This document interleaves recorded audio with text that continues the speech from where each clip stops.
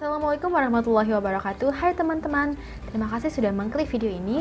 Semoga kita semua bisa mendapatkan berkah dan insya Allah ilmunya bertambah setelah menonton video ini. Oh iya, ada istilah yang namanya tak kenal maka tak sayang. Tapi ya, harusnya teman-teman tak kenal itu maka tak aruf. Maka dari itu, izinkan saya memperkenalkan diri terlebih dahulu. Perkenalkan, nama saya Rizka Febrianti, mahasiswa semester 5, Teknologi Pangan dan Gizi, Fakultas Ilmu Pangan Halal, Universitas Juanda Bogor. Saya perwakilan dari kelompok 5 dari mata kuliah Ilmu dan Gizi, ingin sedikit sharing mengenai hasil diskusi yang telah saya dan teman-teman kelompok saya lakukan, teman-teman. Materinya ini mengenai pencernaan dan penyerapan protein. Oh ya teman-teman, sebelum kita masuk ke materi inti, saya di sini akan sedikit memantik gitu mengenai materi apa sih yang akan kita bahas nanti, sehingga nantinya ketika masuk ke pembahasan inti tidak lagi ngeblank atau bingung dan merasa apa sih yang dibahas gitu, sehingga nantinya saat memahami materi kita bisa sama-sama lebih lancar gitu ya. Nah, pencernaan dan penyerapan protein. Teman-teman semua di sini pasti dong sering yang namanya mengkonsumsi protein di makanan keseharian teman-teman. Contohnya apa sih gitu? Protein ini kan dibagi dua, ada protein hewani dan protein nabati. Contohnya ini seperti kalau nabati ada tahu, tempe gitu. Dan untuk yang hewani ada telur, ikan, daging, ayam gitu kan. Teman-teman semua pasti sering mengkonsumsi makanan-makanan tersebut kan ya. Dia ini apa sih gitu? Fungsinya untuk apa gitu? Protein ini adalah zat gizi makro yang berfungsi pertama untuk sebagai sumber energi bagi tubuh manusia selain lemak dan juga karbohidrat gitu. Ada juga protein yang menjadi sumber energi bagi kita gitu, bagi manusia. Dia ini memiliki 4 kalori per gramnya, sama seperti karbohidrat. Kemudian yang kedua, dia ini berfungsi untuk membangun dan memperbaiki jaringan tubuh gitu. Karena teman-teman, protein ini sangat-sangat berperan penting dalam menyusun anggota tubuh kita, anggota tubuh manusia seperti otot, terus tulang, jantung, paru-paru, dan fungsinya ini masih banyak lagi gitu kan ya. Oh ya teman-teman, tubuh kita atau tubuh manusia ini dilengkapi oleh yang namanya alat-alat pencernaan gitu. Alat-alat ini bertugas untuk mengubah makanan yang tadinya relatif kasar menjadi halus sehingga nantinya makanan-makanan tersebut atau zat gizi yang ada di dalam makanan tersebut dapat mudah diserap oleh usus gitu ya. Sehingga nantinya makanan-makanan yang kita konsumsi ini sebelum diserap oleh tubuh, zat gizinya diserap gitu, akan terlebih dahulu diolah oleh alat pencernaan kita gitu ya teman-teman. Alat-alat ini mulai dari mulut, terus ke rektum, sampai akhirnya sisa-sisanya ini akan dibuang oleh anus. Oh iya teman-teman, mungkin dari teman-teman semua di sini ada beberapa yang sudah lupa gitu mengenai penjelasan teori dari pencernaan itu sendiri. Nah, jadi apa sih itu pencernaan? Nah, pencernaan ini adalah pemecahan makanan secara mekanik dan kimiawi menjadi bentuk yang lebih sederhana sehingga makanan yang kita konsumsi ini bisa diserap oleh tubuh lebih mudah gitu. Nah, dia ini juga disebut alimentary tract atau alimentary canal atau saluran gastrointestinal, terdiri dari rongga atau dari tabung yang saling berkesinambungan yang membentang dari mulut hingga ke anus. Kemudian untuk sistem pencernaan sendiri, dia ini meliputi apa saja sih gitu kan ya. Dia ini meliputi yang pertama itu ada mulut, kemudian ada tenggorokan, kerongkongan, usus halus, usus besar, dan yang terakhir adalah anus gitu. Nah, yang pertama ini adalah rongga mulut gitu. Mulut ini adalah bagian atau langkah pertama dalam sistem pencernaan, di mana pencernaan ini dimulai ketika kita pertama kali atau mengambil gigitan yang pertama pada makanan yang akan kita konsumsi, di mana hal tersebut merupakan pencernaan secara mekanik gitu. Dalam mulut sendiri terdapat lidah dan gigi yang berfungsi untuk membantu proses pencernaan, di mana mereka akan membantu dalam proses pengunyahan makanan sehingga lebih mudah untuk dicerna. Nah, dalam mulut juga ada air liur gitu ya teman-teman.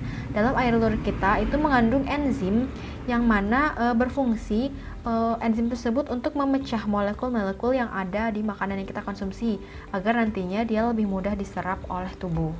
Kemudian setelah makanan tadi kita kunyah di dalam mulut, makanan tersebut akan ditelan dan masuk ke tenggorokan atau faring gitu ya teman-teman. Dan kemudian akan diteruskan ke tabung yang namanya kerongkongan atau esofagus, di mana tabung tersebut memiliki panjang kurang lebih 25 cm. Nah, Dalam esofagus sendiri terdapat yang namanya katup epiglotis, yang mana katup tersebut berfungsi untuk mencegah makanan dan minuman yang kita konsumsi tadi agar tidak masuk ke trakea sehingga kita tidak tersedak gitu saat mengkonsumsinya, teman-teman. Nah, kemudian dalam kerongkongan sendiri terjadi gerakan yang namanya peristaltik, yaitu gerakan meremas-remas yang mendorong makanan menuju lambung. Kemudian setelah makanan masuk ke lambung, dalam lambung terjadi proses pencernaan secara mekanik di mana makanan yang kita konsumsi ini akan diubah menjadi bubur gitu atau yang namanya kim oleh otot polos. Nah, juga selain pencernaan secara mekanik, juga terjadi pencernaan secara kimiawi di mana makanan yang kita konsumsi ini akan dicerna oleh enzim-enzim yang ada di lambung kita gitu. Nah, kemudian setelah melalui pencernaan tadi gitu, bubur yang tadi yang namanya kim itu akan diteruskan ke usus halus gitu, teman-teman. Nah, walaupun kita tahu bahwa lambung sendiri merupakan organ yang lihai dalam menghancurkan zat-zat makanan, tetapi dia sendiri tidak bisa menyerap zat-zat tersebut, teman-teman. Disinilah peran dari usus halus yang siap untuk menyerap zat-zat tersebut untuk sel-sel tubuh gitu. Nah, dalam usus halus ini terbagi menjadi 3 bagian, yaitu ada usus 12 jari atau duodenum, kemudian ada usus kosong atau jejunum, dan ada usus absorpsi atau ileum. Nah, dalam usus sendiri masih terjadi proses pencernaan lanjutan, yaitu baik secara mekanik melalui gerakan peristatik atau maupun secara kimiawi dengan enzim-enzim yang ada di dalamnya.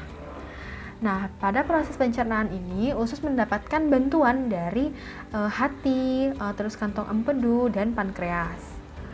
Kemudian, setelah zat-zat makanan tadi diserap oleh usus halus, sisa-sisanya akan diteruskan ke usus besar, di mana terjadi penyerapan air dan pembusukan sisa-sisa makanan gitu. Di mana di dalam usus besar sendiri juga tetap terjadi proses pencernaan, tetapi tidak dilakukan oleh enzim gitu, teman-teman. Dilakukannya oleh bakteri-bakteri yang hidup di dalam usus besar kita. Di mana nantinya bakteri-bakteri tersebut akan menyerap sisa-sisa kim tadi oleh enzim yang akan mereka hasilkan sendiri gitu. Di mana dalam proses ini akan menghasilkan vitamin-vitamin dan juga asam lemak yang masih bisa diserap oleh kita gitu, teman-teman. Nah, kemudian yang terakhir, zat-zat makanan yang telah melalui proses pembusukan di usus besar tadi, kemudian harus dibuang gitu melalui anus. Sehingga anus ini merupakan organ terakhir dari sistem pencernaan kita gitu, teman-teman. Nah, jadi seperti itu kurang lebih, teman-teman, bagaimana kita makanan yang kita konsumsi ini nasibnya itu seperti apa gitu. Jadi kurang lebih seperti itu dilakukan pencernaan dan penyerapan gitu di dalam tubuh kita. Nah, untuk inti dari materi yaitu pencernaan dan penyerapan dari protein, hal tersebut akan dijelaskan oleh rekan saya gitu, Kak Cindy dan Kak Dea gitu. Jadi untuk saya sekian di sini saja. Terima kasih sudah mendengarkan. Akan dilanjutkan oleh rekan saya. Terima kasih. Baik, di sini saya akan menjelaskan mengenai pencernaan protein. Seperti yang kita ketahui, alat pencernaan terdiri dari mulut, paring, esofagus, lambung, usus halus, usus besar, rektum, dan yang terakhir yaitu anus. Namun, pencernaan protein ini tidak terdapat atau tidak terjadi pada mulut karena tidak ada enzim dalam siliva atau air liur untuk memecah protein tersebut. Protein pertama kali dipecah atau dicerna di dalam lambung karena di dalam lambung terdapat cairan asam yaitu HCl, di mana HCl tersebut dikeluarkan oleh sel parietal yang akan memudahkan membantu enzim pepsin untuk merombak rantai spesifik ikatan peptida dari asam amino. Mana HCl ini berfungsi untuk melindungi sel mukosa lambung dari keaktifan pepsin dan pepsin. Pepsin ini memecah protein, proteosa, dan pepton.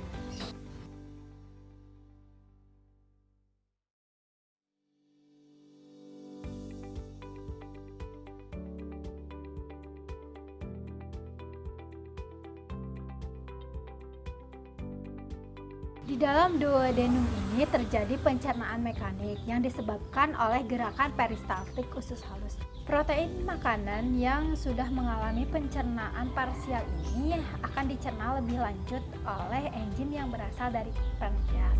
Yang pertama yaitu protease pankreatik yang terdiri dari tripsin dan chymotrypsin, di mana 30% protein akan dirombak menjadi asam amino sederhana yang dapat diserap oleh usus. Lalu 70% protein akan menjadi dipeptida dan tripeptida. Yang kedua yaitu enzim proteolik, di mana enzim ini dapat memecah karboksipeptidase dan aminopeptidase.